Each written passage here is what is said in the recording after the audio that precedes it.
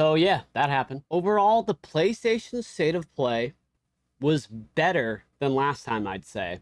However, if you started watching from the beginning and you might have tuned out by the middle, you might have missed it because they really saved the most exciting stuff for the second half for sure, which I guess isn't too surprising. That's how these companies tend to do it. Obviously, the big reveals at the end. But what was cool about this State of Play presentation was the game that I thought was going to be a big reveal, a brand new game that actually blew me away for the first time in that whole presentation. I was like, oh my God, this is it. And then they showed two more games after that that blew me away just as much. I was like, these are the type of games I'm looking for.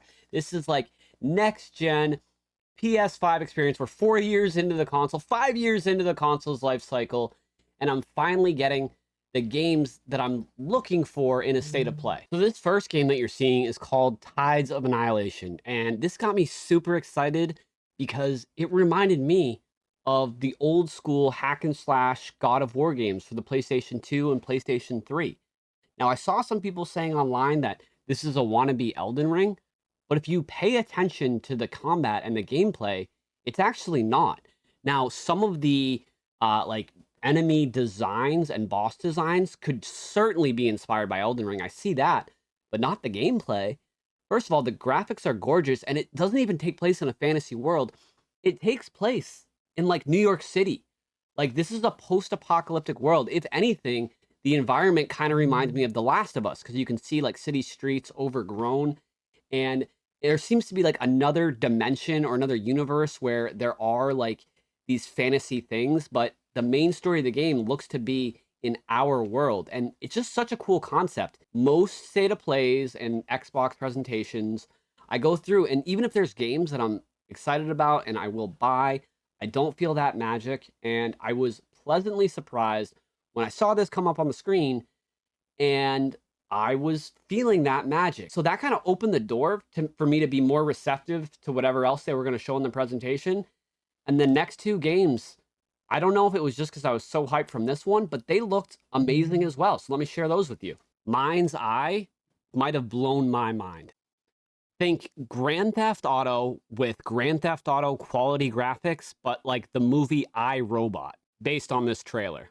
But this, basically what I could get from the story, kind of looks like an I, Robot situation where you have these robots that have artificial intelligence. They're turning on humans, and it's your job to destroy them. But it looks like it gives you free reign of the world, whether it's this city or a larger place than that. But it has like a very Grand Theft Auto type feel. You can see you're getting in vehicles, and then you're having combat. So it's like a sci-fi, you know, iRobot, Grand Theft Auto, but with actual next-gen graphics. And honestly, if GTA 6 looked like this, I would be happy.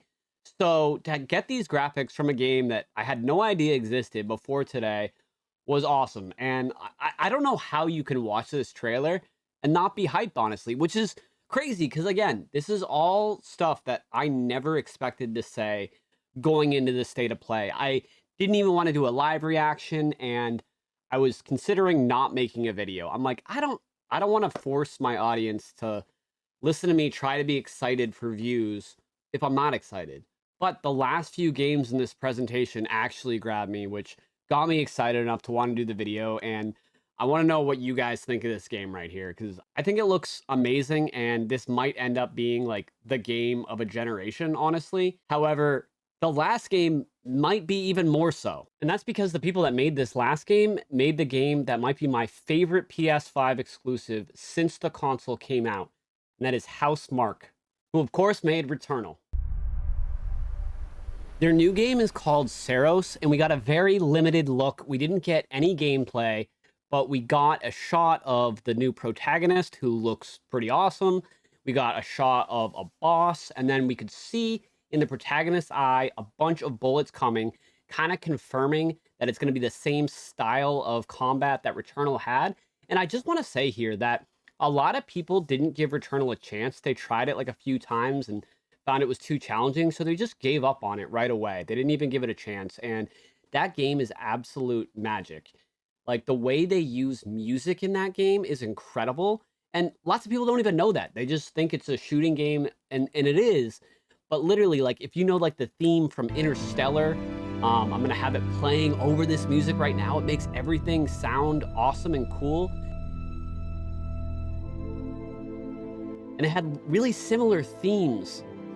Using the music in Returnal, they actually incorporated it into the boss fight. So if you didn't like Returnal, give Housemarque another chance with Saros, because I'm telling you, this is going to be, for sure, a generation-defining game. If MindsEye isn't, this one is.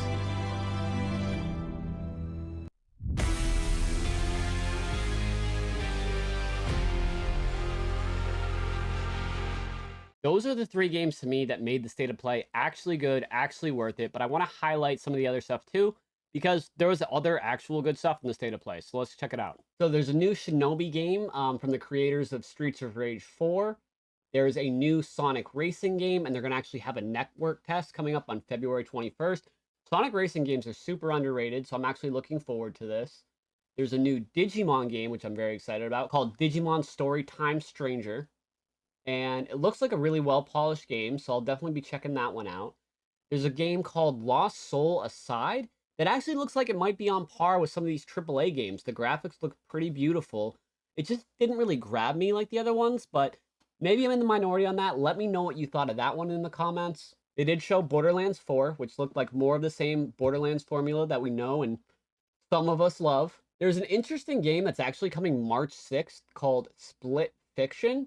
Caught my attention a little bit, but I'm not sure if I'm going to be playing that. It's coming up pretty soon. I've got a lot of other stuff I'm working on right now. And then one more AAA looking game based on the graphics was called Directive 8020. And I haven't deep dived into this one yet because it didn't grab my attention like the other games that I spent the majority of this video talking about. So I am going to go to the comment section, and if you guys have more info on this game for me, please let me know. I saw some more gameplay of The Midnight Walk, which looks like a Tim Burton film. We've seen this before, and I actually am interested in it. We also saw a game called Darwin's Paradox that looks like you play as an octopus, and it's a stealth game. And honestly, I think it's coming to PlayStation Plus for free at some point, so if it's coming to PlayStation Plus, I'll definitely try it out. Looks kind of funny. We got a new Warriors game, and it's actually a roguelite from Koei Tecmo, and they shadow dropped it, so that's out today, so that was kind of neat. We got more gameplay of Onimusha Way of the Sword. They also let us know that they're going to have Onimusha 2 Remastered out on May 23rd. Of course, as I teased at the beginning of this video, we had the Metal Gear Solid Delta Snake Eater remake, and of course the Ape Escape monkey at the end, for some reason, I guess some kind of collab. Hell Is Us looked like an interesting game to me as well. We got a Days Gone remaster confirmed to coming to PS5, and you can get the upgrade for just $10 if you have the PS4 version. And then came the games that I talked about at the beginning of this video, in addition to one other game that I didn't talk about called Metal Eden. Let me know, am I alone on this, or did some of you guys get excited about something in the State of Play as well? Or are we just all going to be toxic on the internet and say it was another L from Sony? That's fine if you feel that way. I totally understand. I'm kind of burnt out myself, but I am curious to hear what you say. Drop a like on this video, subscribe to the channel if you haven't already, and I'll see you on the next one. Bye, guys.